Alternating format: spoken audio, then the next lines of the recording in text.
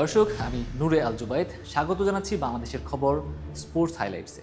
শেষ 10 বছরে বাংলাদেশ 4টি সিরিজ খেলেছে ওয়েস্ট ইন্ডিজের বিপক্ষে, নিজের দেশে 2টা এবং ওয়েস্ট ইন্ডিজে গিয়ে 2টা সিরিজ। 4টা সিরিজেই বাংলাদেশ কিন্তু জয়লাভ করেছে। এই 2024 সালের শেষ মুহূর্তে এসে বাংলাদেশ প্রথম 10 বছরের মধ্যে ওয়েস্ট ইন্ডিজে সিরিজ হারলো।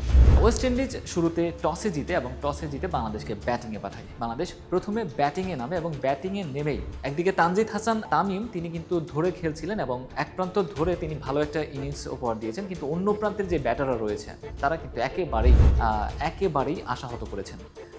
ব্যাটারদের মধ্যে মিরাজ আজকে 1 রান করেছে, সৌম্য সরকার 2, জাকের আলী 3 এবং লিটন দাস তিনি করেছেন 4 রান।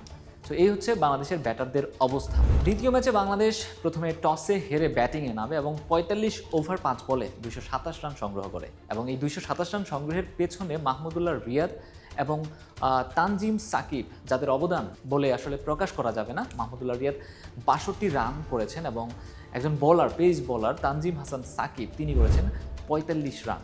অষ্টম উইকেট জুটিতে তাদের এই বড় অবদান, তাদের এই বড় সংগ্রহটা বাংলাদেশকে 227 রানের দিকে নিয়ে যায়। না হলে তো বাংলাদেশ আসলে 150-এ অল আউট হওয়ার একটা সম্ভাবনা তৈরি হয়ে গিয়েছিল।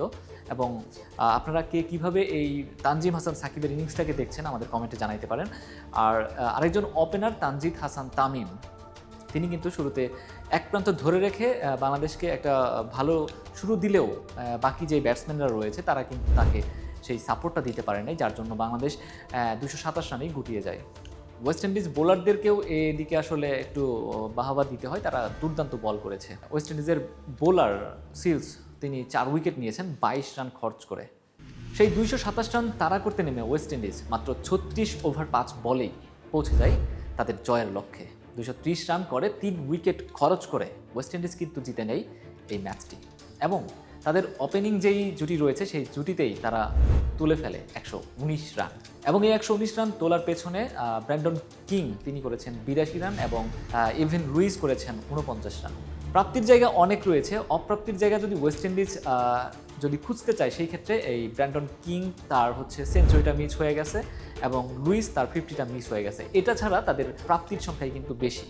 4 উইকেট নিয়ে এই ম্যাচটির ম্যান অফ দ্য ম্যাচ হয়েছেন জেডেন সিলস। তিনি গুরুত্বপূর্ণ 4টি উইকেট বাংলাদেশে তুলে নিয়েছেন শুরুর দিকেই, যার জন্য সহজেই তারা ম্যাচে ফিরে আসতে পেরেছে এবং 3 উইকেট হারিয়ে ওয়েস্ট ইন্ডিজ তাদের জয়ের বন্দরে পৌঁছে যায়। এই জয় নিয়ে তারা সিরিজে 2-0-তে এগিয়ে গেল।